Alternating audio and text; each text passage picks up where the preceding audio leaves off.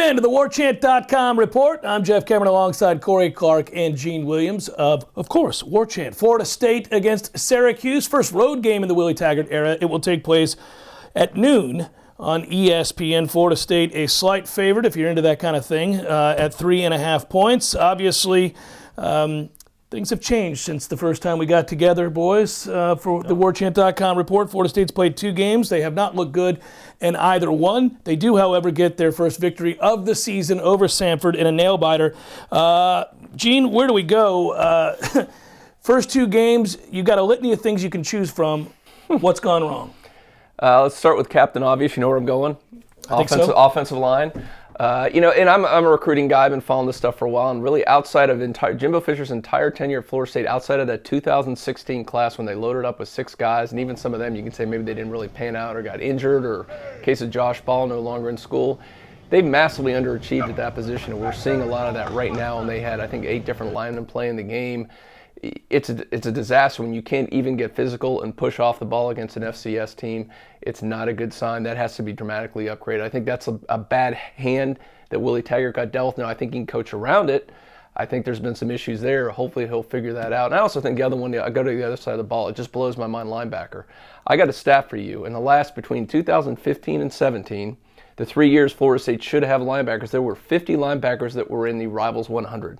How many Florida State has on the team? 48. Close, Corey. Zero. 50 linebackers during the time, the top linebackers in the country, not a single one at Florida State. And you wonder why linebackers last week had 2 combined tackles out of the entire unit. You got to move Jalen Woodby down there, who's a safety. You had to move, I think, Nazardine played a lot of linebacker this last game. You're having to play safeties at that position because you've recruited so poorly there. So I give the staff a little bit of a break, but you got to start learning to coach around these weaknesses. I don't know if they've done a great job of that so far. Well, what then should we do when we see the substandard product on the field and you look at an offensive line, as Gene just alluded to, that is so bad, and you see the poor linebacking core, and there are some other issues with this team? What should be our expectations, Corey, moving forward? I mean, if I was a fan, I'd probably start cheering for Alabama, because this is going to be a long time. If you want to cheer wins this year, maybe Alabama, Ohio State. Look, man, when you look at this season, what is the ceiling? 7 wins, maybe 8 wins, and I think that's a nice run. Yeah. That's a nice run that they'd go on. I just don't see how this team can do anything this season to get people optimistic. Maybe at the end of the year they do something, they look better, they improve. I want to ask both of you this question, though, because I think the broader question is at play here. Even recognizing the shortcomings of this team, you do have to ask, how patient, what's a normal level of patience that a Florida State fan should have with Willie Taggart and his staff? Obviously, through 2 games, you can't then suddenly decide to throw the baby out with the bathwater and say it was a terrible hire and there's no chance for them to succeed. That's ridiculous. We have countless examples of great coaches, established great coaches like Nick Saban and others, that got off to rocky starts. We go back to him losing to Louisiana Monroe and UAB. Kirby Smart, from Georgia, was 4-4 and barely beat Nicholls State, literally. So we've seen guys who went on to become very good coaches really struggle out the gates. I brought up the example of Chip Kelly last week, lost 19-8 in his first game and had 0 first downs in the first half against Boise State. So it's going to take patience. How much patience should Florida State fans have? Well, I think for those reasons you just said, Jeff, I think they need to have a lot of patience with this. But I think at the end of the day, if you don't see progress of what we've seen on the field the first 2 games, in games 7, 8, and 9, you're seeing the same kind of mess, especially on the offensive side of the ball. I think you can start to lose your patience and have a little bit of a cause to do so. But you're 2 games into a season. It's a new system. I just brought up a couple horrible hands that Coach Taggart and the staff got dealt with a prior administration not recruiting very well. So I think there's a lot of room for improvement, but there's a lot of things they have to overcome before we get to that point. But if you don't see progress, there's issues. What I was saying back to my first statement was, obviously Florida State fans want this team to win, and you're not going to just sit there and accept losing, but I think you have to look at this season through a lens of, okay, and I've talked about this before, it's a throwaway year. You're not winning a championship this year. Just try to get better. Try to go somehow get to 8 wins and instill some confidence in this fan base that you're moving forward. But next year, already, 2 games into this season, next year is the year. Do you know what I mean? Like, I don't know What can they do this? What do you think their record will be this year right now? It won't be 8 wins. It probably won't be 8 wins. But that doesn't mean it's not an important season. Oh, you can build a lot for the future here. That's and these young what guys are playing, and you're seeing that. But here's the problem. This isn't a quick fix for the reason that you just alluded to. Offensive line isn't going to get better without new personnel. And typically, even if you bring in... It takes 2 or 3 years because you're talking about trying to play freshmen on the offensive line. I don't care if they're 5 stars or not. That's not ideal because they're going against juniors and seniors who've put on their man weight and they've been in the weight room and they've been in the system, and that's not ideal for freshmen. So you're talking about a 2 to 3 year turnaround. It's tough when you have a winning streak of 41 consecutive years, 36 bowl appearances straight, preseason expectations being what they are. It's very difficult for the fans, and I understand that, but at the same time, it's not going to magically change overnight. That's the reality of this situation. That's what this group was left with. You got to really look into the mirror and ask yourself again, just what was Jimbo Fisher, Rick Trickett, Atal doing at the end of their time here the last 2 years? It certainly wasn't bringing in offensive linemen and developing them. No, they were bringing in plenty of running backs and defensive backs. I think that's one of the reasons you look at the recruiting rankings, and it's interesting in hindsight to go back and look. Because Florida State, he always had top 5 classes, worst case top 10, but you go, wait a minute. They're all defensive backs and running backs. We saw the quarterbacks. Where's the quarterbacks? Where's the offensive line? Where's the linebackers? To be heavy in a handful of positions and completely strike out at the others, that's not a good formula for success. And we're seeing, unfortunately, for Florida State, the results of that right now. Eric Dungey's a very good quarterback for Syracuse, leads a potent offense. Now, Syracuse has had back-to-back years of going 4-8, but they've gotten off to a good start here, and they probably see blood in the water and think they can go to 3-0. We'll find out. We'll preview the Syracuse offense when we come back on the Warchant.com report. It's football season in Tallahassee, and the only place to go for FSU apparel and merchandise is Garnet and Gold. Locally owned and operated by Seminoles for Seminoles for nearly 40 years. Garnet and Gold has the best selection of FSU merchandise in town, but what we really sell is tradition and passion to serve you, the true Seminole fans, at all 3 of our locations, West Pensacola Street, Killarn, and our flagship store across from Regal Cinema. Online at garnetandgold.com. Shop local and go Noles. Welcome back to the Warchant.com report. Let's take a look at Syracuse's offense, obviously led by Eric Dungey, who's seemingly been there forever. He has had an injury-riddled career, but when he's played, if you look collectively at his numbers, they've been rather gaudy. And the Syracuse offense runs an up-tempo, much like Florida State wants to run at some point, and they do return 8 starters. So right off the bat, you look at a Dungey, and his numbers are impressive when he's out there. He's healthy currently, and I would imagine Willie Taggart is quite concerned about what Eric Dungey brings to the table. He spoke of it earlier this week. He's a hell of a competitor. Kid loves to compete. You can tell he loves to play the game. He has fun out there while he's playing, and he's good at throwing the football. He's a hell of an athlete too. I mean, he can run the ball, he can throw the football, and he can cause you a lot of problems. And doing that with tempo is pretty tough. So our guys gonna have our hands full going against him, and hopefully it's just one of those bad days for him that day. Corey, I'll start with you. You've seen Eric Dungey play. We all have. Syracuse has gone 4-8 each of Dino Babers' first 2 years, but he's been the bright spot. He can run it, he can throw it. What's the greatest challenge for Florida State's defense in slowing down Eric Dungey? Well, both, right? The throwing aspect and the running aspect. You know, I really think the kid that Florida State played Saturday night, that Samford kid, I don't expect, weirdly as this might sound, and I think Dungey's a really good Division I quarterback. I don't expect him to make as many good throws as that Samford kid did. I think he you're just right. put some crazy throws in those guys' hands. But his legs really worry you. I mean, he is a guy, so far through 2 games, Florida State really hasn't given up anything to a quarterback running the ball. Even Virginia Tech's guy, Jackson, right? I got that right, didn't Jackson, I? you did. Yeah, I'm paying attention. Yeah. So, but I think that will be a part of this game plan. I think Syracuse is going to let him run and run a lot, and that's something that you wonder if Florida State's how they're going to do the first time they see that. Well, I worry about that too, Gene, for a variety of reasons. Let's start with the fact that our linebackers, as you just alluded to, are substandard, and they're also small. So I would ask you the challenges here, and does it help Florida State certainly that they get to at least see an up-tempo offense in practice? In practice, because not in games. We saw the last couple games they've been really slow. Matter of fact, Florida State's averaged 68 plays a game, Average in 2017, 68 plays a game. Now, I do think that will get better and better as they go on. But I think you're right. I think to some extent, obviously the defense, at least in practice, is seeing that over and over. It's got to help a little bit there, I would think. Plus the fact, I think, just like on the offensive side of the ball, Harlan Barnett has simplified things a little bit. But this is going to be a whole nother level. Even when Willie Taggart's running his offense at high gear, it's not to the level what Dino Babers does. 92 plays a game right now is what they've averaged in the first 2 games. Based on what Florida State's done the first couple games, that's another 4 offensive series a game. So I think conditioning is important here.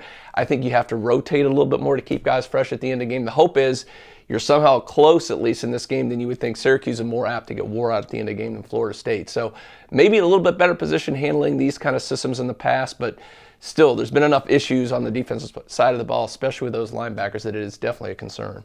Through 2 games so far, Syracuse has scored 62 and 55 points. Actually, flip it in reverse, it was 55 and 62 points. Now, they haven't exactly faced murderer's row there, Western Michigan and Wagner. You look at this, and let's switch to that Syracuse defense. They only gave up 7 last week, so I'm sure they're beating the drum with enthusiasm, because that is a rarity when you look at Syracuse's defense. They tend to give up a ton of points. They do return 6 starters, but they gave up 42 points the first week against Western Michigan. So really this is about Florida State's offense getting it together and scoring a lot of points for the first time this year against the defense that traditionally loves to give up a lot of points. And, when you can hold Wagner to 7, you're doing some things. They made a huge improvement from week 1 to week 2. No, look, that's where Florida State's going to win this game. And obviously it's dumb to say they got to score more points than Syracuse, but you might find yourself in a game where you're in your 40s. You've got to be able to finish drives when you get in the red zone, score touchdowns, and not settle for missed field goals. You've got to be able to get in the end zone. And maybe that drive at the end of the game against Samford, I know it was Samford, but maybe that drive gives them some confidence moving forward. But yes, because Syracuse is never good defensively. Florida State always seems to run for 300 yards against them. I know this is a different system, and you don't have Dalvin Cook, and maybe Cam Akers isn't the same Cam Akers as from last year right now.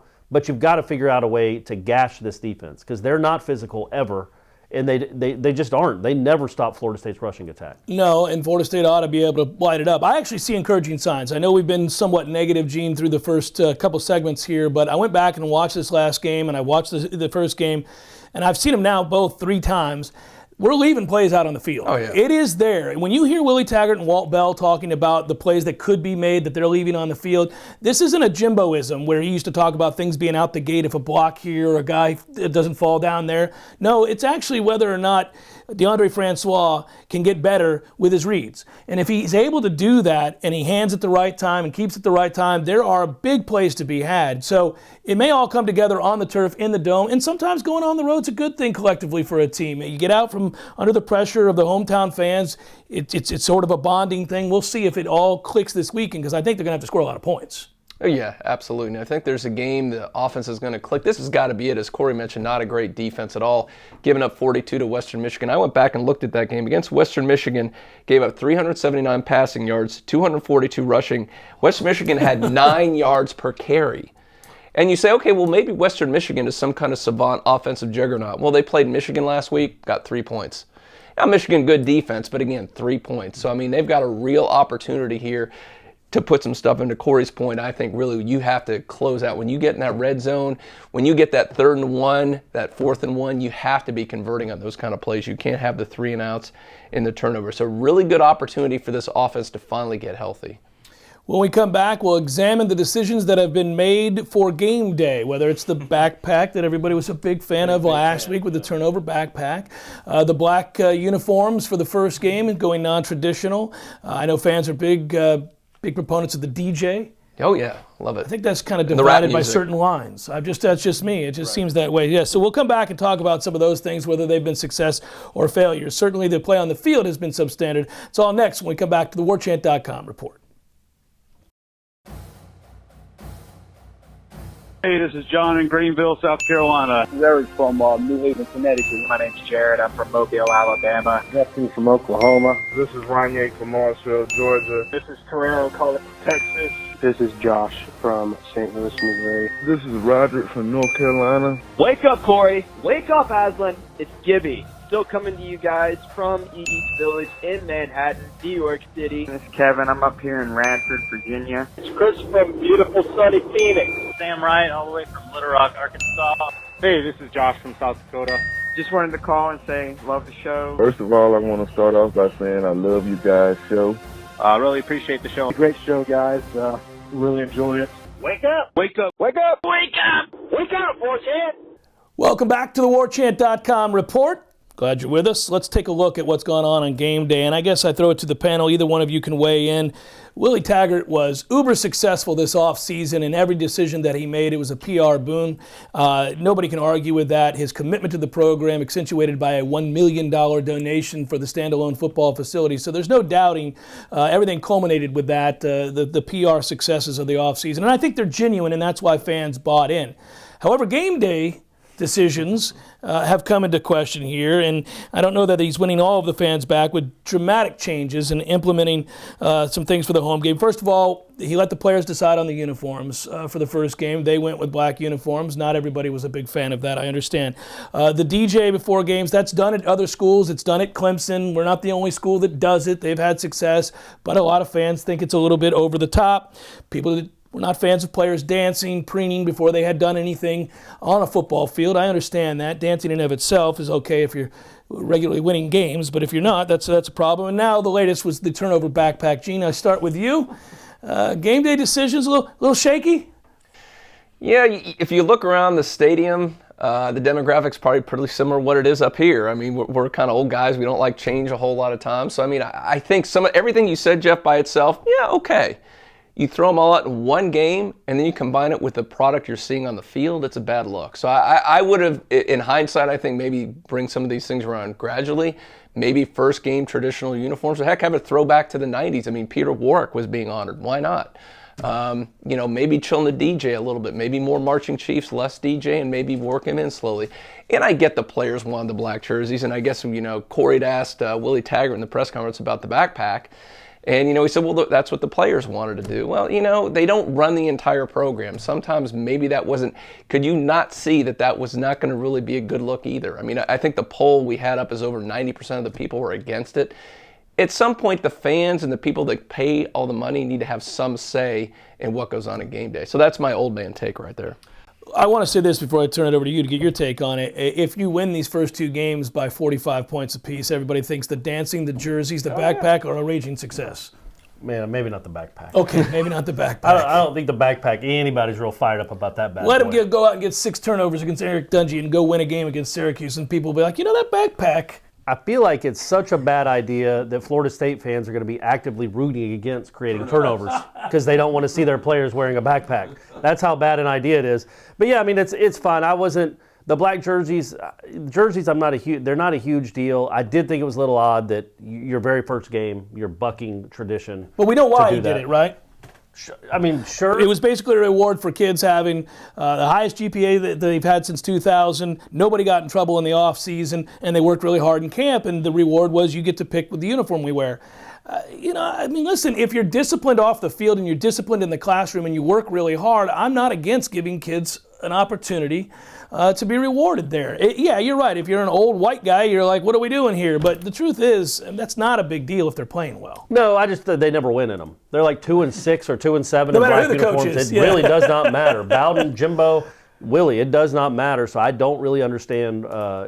Plus, we've talked about it before. They don't look good. No, they're ugly. That's a better argument. Yeah. They're just ugly. I'm with you there. I think they're hideous. I mean, I'm fine with alternative looks. And if you want to go ahead and have 15 different uniforms. You've always been fine with alternative You want to looks. have 15 different uniforms, I'm all right with it. But, man, I would have looked at that one right off the bat and thought, no, that's not going to work, guys. That's hideous. No. And so, again, you're right. Winning cures all. I do think the adjustment he made to the Tomahawks, I think is a good idea. Yeah. As Ira pointed out on wildly popular Seminole headlines, it seemed last year, even when they were struggling through like the worst season in 40 years. Slappy's on the bench with 15 Tomahawks, right? 30 Tomahawks that's coming over the side like they're Warwick Dunn. Yeah. And there weren't any Warwick Dunns on that team last year. So I think to make it harder to get those and make it more meaningful, I think is a big deal. I think that's a good way to hold kids responsible and get them something to a carrot at least. I should mention that I do like the walk to the stadium. I think it's the legacy walk. Yeah, the legacy walk is a really good idea. Yeah, for. that's absolutely really good. Give me 3 keys to victory.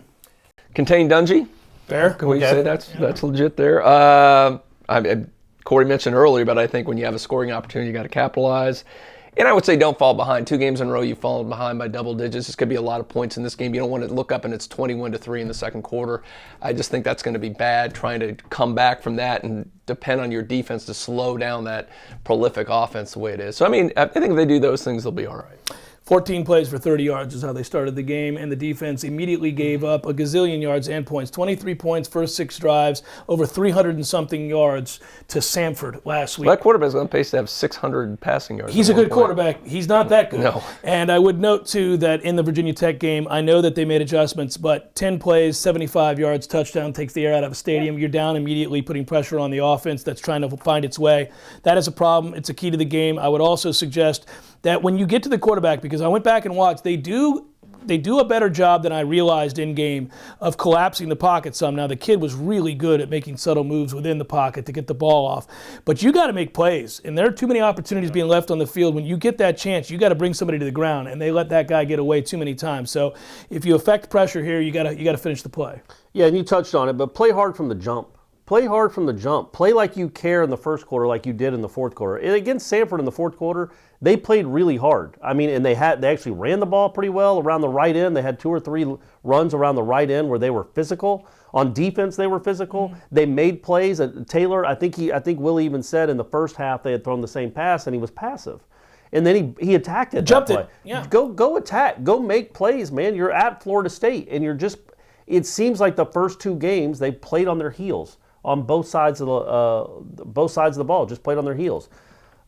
Tell your punter. I know I'm only saying this because you've covered you two have covered the real big keys. Quit kicking it down the middle of the field. Quit kicking it right at the guy. Yeah. I don't know if they're telling you to do that, Logan. But, and again, I know you watch this show. Angle the thing, man. Don't kick it straight at the punt returner. That's not how this works. Even if you kick a 52-yarder, if it's right down the middle of the field, there's a chance he can bust it. Go coach him up, Corey. We got to get the picks. Okay, sorry. Right, and then that's it. That's it. Those are my 2 keys. All right, here we go. Rapid fire picks. We got to do our picks here real quick. It's against the number, Corey. I know how much you like to gamble. Mm-hmm. Let's make sure your bookie's watching. You can save some time here. UCF has given 14.5 to a downtrodden, to say the least, North Carolina program. Larry Fedora is going to get fired, deservedly so. That way he'll have all the time to work out that he wants, and he can rail against if football goes away, society goes away, and the country's doomed. He can do that for nobody after he's been fired. UCF minus 14.5. I'll give the 14.5. Man, Carolina at home is more than a 2-touchdown just to lost a group East of 5 Carolina, team. sir. I can't, especially with that hook. Go ahead and give me Carolina. They'll lose, but all right. Well, I mean, it legitimately doesn't matter. That game's going to be canceled. Georgia Tech minus 3.5 against Pitt. That's the way to put it in perspective, Corey. I'm going to take Georgia Tech in a battle of 2 bad teams.